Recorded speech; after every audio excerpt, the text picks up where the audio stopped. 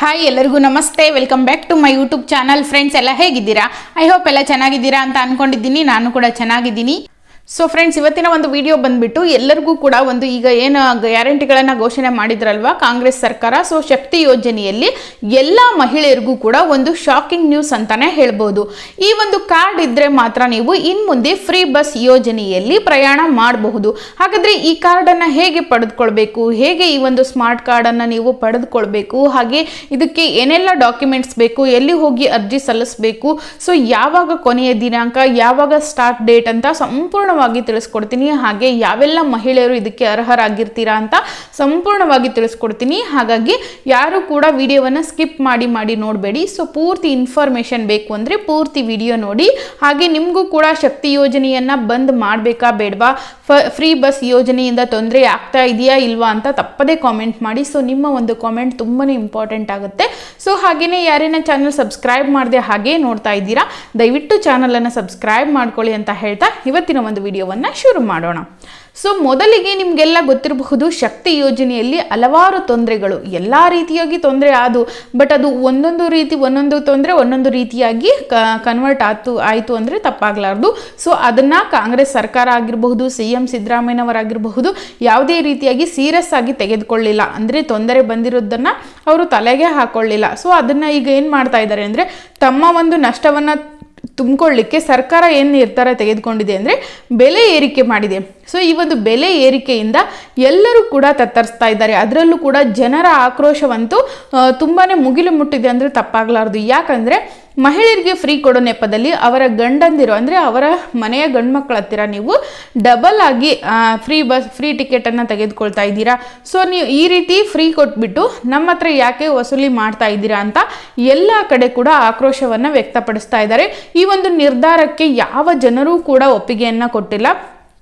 So ನಿನ್ನೆ ಎಲ್ಲ ಈ ಕಡೆ ರಾಮನಗರ, ಮಂಡ್ಯ ಅಲ್ಲಿ ಸ್ಟ್ರೈಕ್ ಮಾಡಿದ್ರು. ಈಗ ಮತ್ತೆ ನಾಳೆ ನಾಡಿದ್ದು ಈ ಕಡೆ ಹುಬ್ಳಿ, ಧಾರವಾಡ, ಸೊ ಅಲ್ಲಿ ಸ್ಟ್ರೈಕ್ ಇದೆ ಅಂತ ಹೇಳ್ತಿದ್ದಾರೆ. ಸೊ ಯಾವ ಸ್ಟ್ರೈಕ್ ಮಾಡಿದ್ರು ಸಹಿತ ಸರ್ಕಾರ ಅಂತೂ ಎಚ್ಚೆತ್ಕೋತಾ ಇಲ್ಲ, ಸರ್ಕಾರ ನಿರ್ಧಾರವನ್ನು ಬದಲಾಯಿಸ್ತಾನೆ ಇಲ್ಲ.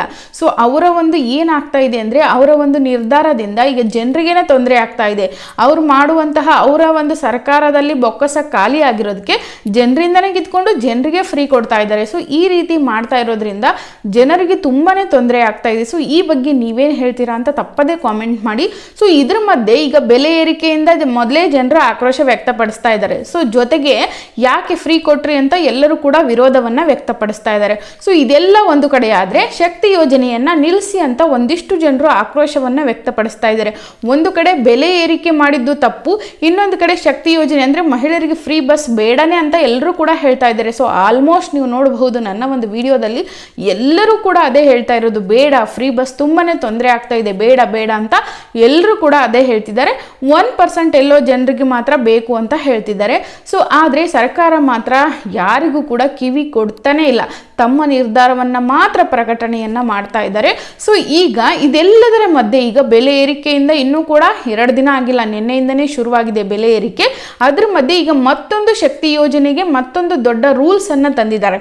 ಸೊ ಏನಪ್ಪ ರೂಲ್ಸ್ ಶಕ್ತಿ ಯೋಜನೆಗೆ ಅಂದ್ರೆ, ಸೊ ನಿಮಗೆಲ್ಲ ಈಗಾಗಲೇ ಗೊತ್ತಿರಬಹುದು, ಪಿಂಕ್ ಕಾರ್ಡ್ ಅಂತ ಹೇಳಿದ್ರು. ಸೊ DK ಶಿವಕುಮಾರ್ ಅವರು ಘೋಷಣೆಯನ್ನ ಮಾಡಿದ್ರು, ಪಿಂಕ್ ಕಾರ್ಡ್ ಇದ್ದವ್ರಿಗೆ ಮಾತ್ರ ಇನ್ಮೇಲೆ ಫ್ರೀ ಪ್ರಯಾಣ ಅಂತ ಹೇಳಿದ್ರು. ಸೊ ಈಗ ಅದೇ ರೀತಿ smart card, pink smart card ಯಾರ ಕಡೆ ಇರುತ್ತೆ, ಸೊ ಅವರು ಮಾತ್ರ ಫ್ರೀ ಬಸ್ ಯೋಜನೆಯಲ್ಲಿ ಫ್ರೀ ಆಗಿ ಓಡಾಡಬಹುದು ಅಂತ ಹೇಳಿದ್ದಾರೆ.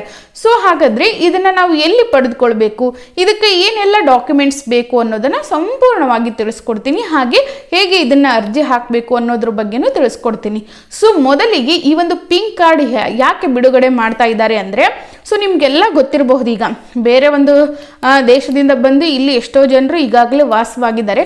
ಸೊ ಅವ್ರ ಹತ್ರ ಸಹಿತ ಅವರ ಒಂದು ದೇಶದ ಆಧಾರ್ ಕಾರ್ಡ್ ಆಗಿರಬಹುದು ಅಥವಾ ಇಲ್ಲಿ ಬಂದು ನೆಲೆಸಿ ಇಲ್ಲಿ ಆಧಾರ್ ಕಾರ್ಡನ್ನು ಪಡೆದುಕೊಳ್ತಾ ಇದ್ದಾರಲ್ವಾ.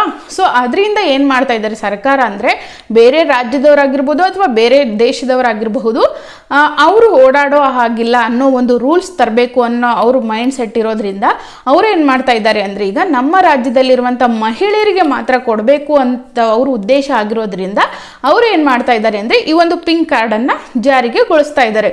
ಸೊ ಇದು ಬರೀ ನಮ್ಮ ಒಂದು ರಾಜ್ಯದಲ್ಲಿರುವಂಥ ಮಹಿಳೆಯರಿಗೆ ಮಾತ್ರ ಅನ್ವಯಿಸಬೇಕು, ಬೇರೆ ವಲಸೆಯಿಂದ ಬಂದವ್ರಿಗಾಗಿರ್ಬಹುದು ಅಥವಾ ಬೇರೆಯವರು ಬಂದು ಇಲ್ಲಿ ನೆಲೆಸಿರೋರು ಅಂತರಿಗೆ ನಾವು ಕೊಡಲ್ಲ ಅಂತ ಹೇಳ್ತಿದ್ದಾರೆ.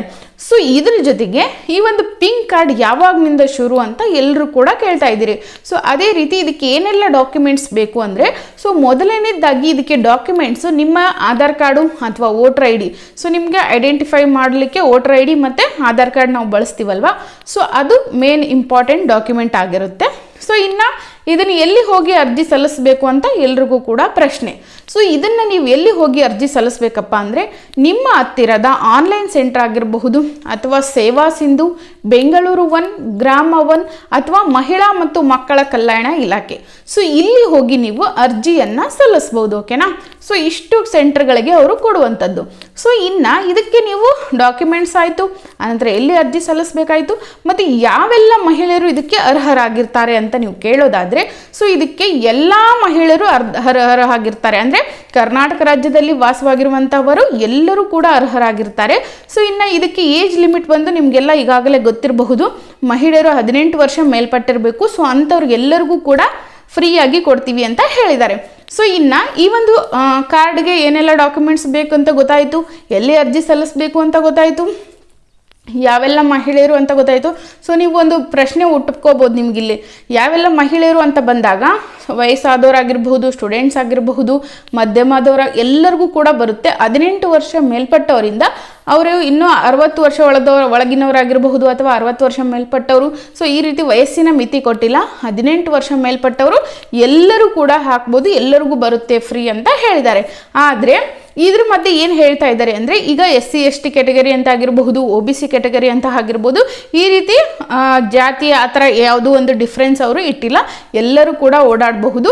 ಸೊ ಅದೇ ರೀತಿ ಇನ್ನೊಂದು ಏನಪ್ಪ ಅಂದರೆ, ಈಗ ತೃತೀಯ ಲಿಂಗದವ್ರಿಗೂ ಕೂಡ ಗೃಹಲಕ್ಷ್ಮಿ ಕೊಡ್ತಾ ಇದ್ದಾರೆ, ಅಂದರೆ ಮಂಗಳಮುಖಿಯರಿಗೂ ಕೂಡ ಗೃಹಲಕ್ಷ್ಮಿಯನ್ನು ಕೊಡ್ತಾ ಇದ್ದಾರೆ. ಸೊ ಇದ್ರ ಜೊತೆಗೆ ಫ್ರೀ ಬಸ್ ಅವ್ರಿಗೂ ಕೊಡ್ತಾರಾ ಅಂತ ಎಲ್ಲರೂ ಕೂಡ ಕಾತುರದಿಂದ ಕಾಯ್ತಾ ಇದ್ದಾರೆ. ಸೊ ಅವ್ರಿಗೂ ಕೂಡ ಫ್ರೀ ಇರುತ್ತಾ ಅಂತ ಎಲ್ಲರೂ ಕೂಡ ಕೇಳ್ತಾ ಇದ್ದಾರೆ. ಸೊ ಅವರು ಕೂಡ ಈ ಒಂದು ಸ್ಮಾರ್ಟ್ ಕಾರ್ಡ್ ಮಾಡಿಸ್ಕೋಬೇಕಂತ. ಆದರೆ ಅದಕ್ಕೆ ಸರ್ಕಾರ ಇನ್ನೂ ಕೂಡ ಯಾವುದೇ ಒಂದು ನಿರ್ಧಾರವನ್ನು ತೆಗೆದುಕೊಂಡಿಲ್ಲ. ಸೊ ಅವರು ಯಾವುದೇ ಒಂದು ನಿರ್ಧಾರವನ್ನು ಹೇಳಿಲ್ಲ ಅವ್ರು ಮಾಡಿಸ್ಕೋಬೇಕಾ ಬೇಡ ಅಂತ. ಸೊ ಇನ್ನು ಇಷ್ಟೆಲ್ಲ ಆದಮೇಲೆ ನಿಮಗೆ ಇದು ಯಾವಾಗನಿಂದ ಶುರು ಆಗುತ್ತೆ ಅಂತ ಕೇಳೋದಾದರೆ, ಸೊ ಇದಕ್ಕೆ ಇನ್ನೂ ಕೂಡ ಅವರು ಡೇಟ್ ಅನೌನ್ಸ್ ಮಾಡಿಲ್ಲ. ಜನವರಿ 14ನೇ ತಾರೀಕಿನ ನಂತರ ಈ ಒಂದು ಸ್ಮಾರ್ಟ್ ಕಾರ್ಡ್ ಬಿಡುಗಡೆ ಮಾಡ್ತೀವಿ ಅಂತ ಹೇಳಿದ್ದಾರೆ. ಇದು ಸಭೆಯಲ್ಲಿ ನಡೆದಿರುವಂಥದ್ದು. ಸೊ ಇಷ್ಟು ಡಿಸ್ಕಷನನ್ನು ಅವರು ಮಾಡಿದ್ದಾರೆ. ಸೊ ಅದೇ ರೀತಿ ಜನರಿಗೆ ಹೇಳಿರುವಂಥದ್ದು.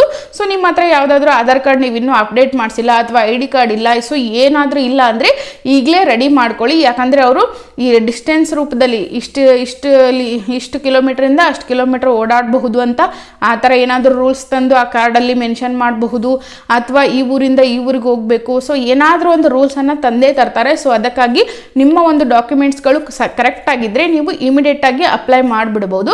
ಸೊ ಇದು ಆನ್ಲೈನಲ್ಲಿ ಮಾತ್ರ ಅರ್ಜಿ ಹಾಕುವಂಥದ್ದು. ಸೊ ಇದು ಆಫ್ಲೈನ್ ಇರೋದಿಲ್ಲ ಅಂತ ಹೇಳಿದ್ದಾರೆ. ಓಕೆನಾ. ಸೊ ಇದು ಬಂದ್ಬಿಟ್ಟು ಶಕ್ತಿ ಯೋಜನೆಯ ರೂಲ್ಸ್ ಆಗಿತ್ತು. ಸೊ ಈ ರೀತಿ ರೂಲ್ಸ್ ತಂದಿರುವ ಬಗ್ಗೆ ತಪ್ಪದೇ ನಿಮ್ಮ ಅನಿಸಿಕೆಗಳನ್ನು ಕಾಮೆಂಟ್ ಮಾಡಿ. ಓಕೆನಾ. ಸೊ ಯಾಕಂದರೆ ಬೇರೆಯವ್ರಿಗೆ ನೋಡೋರ್ಗೂ ಕೂಡ ಅರ್ಥ ಆಗುತ್ತೆ, ಸರ್ಕಾರ ಈ ರೀತಿ ರೂಲ್ಸ್ ತರೋದಾಗಿರಬಹುದು, ಫ್ರೀಯಾಗಿ ಕೊಡ್ತಾ ಇರೋದಾಗಿರಬಹುದು, ಜನಗಳಿಗೆ ಯೂಸ್ ಆಗ್ತಾ ಇದೆಯಾ ಇಲ್ಲ ಅಂತ ತಪ್ಪದೇ ನಿಮ್ಮ ಅನಿಸಿಕೆಗಳನ್ನು ಕಾಮೆಂಟ್ ಮಾಡಿ. ಓಕೆ. ಸೊ ಈ ರೀತಿ ಶಕ್ತಿ ಯೋಜನೆಯಲ್ಲಿ ಈಗ ಬೆಲೆ ಏರಿಕೆದೊಂದು ಹೊಡ್ತಾ ಇತ್ತು, ಅದೇ ರೀತಿ ಈಗ ಸ್ಮಾರ್ಟ್ ಕಾರ್ಡ್ ಇದ್ದರೆ ಮಾತ್ರ ಅಂತ ಹೇಳ್ತಾ ಇದ್ದಾರೆ. ಸೊ ಇದೆಲ್ಲದರ ನಡುವೆ ಈಗ ಪುರುಷರು ಏನು ಮಾಡ್ತಾ ಇದ್ದಾರೆ ಅಂದರೆ, ಯಾಕೆ ಸರ್ಕಾರ ನಮ್ಮ ಪುರುಷರ ಹತ್ರ ನೋಡ್ತಾ ಇಲ್ಲ, ಸೊ ನಾವು ಕುಡುಕರು, ಸೊ ನಾವು ಕಳ್ಳರು, ಸೊ ಈ ರೀತಿ ಎಷ್ಟೋ ಜನರು ಕಮೆಂಟ್ ಮಾಡ್ತಾ ಇದ್ದೀರಾ.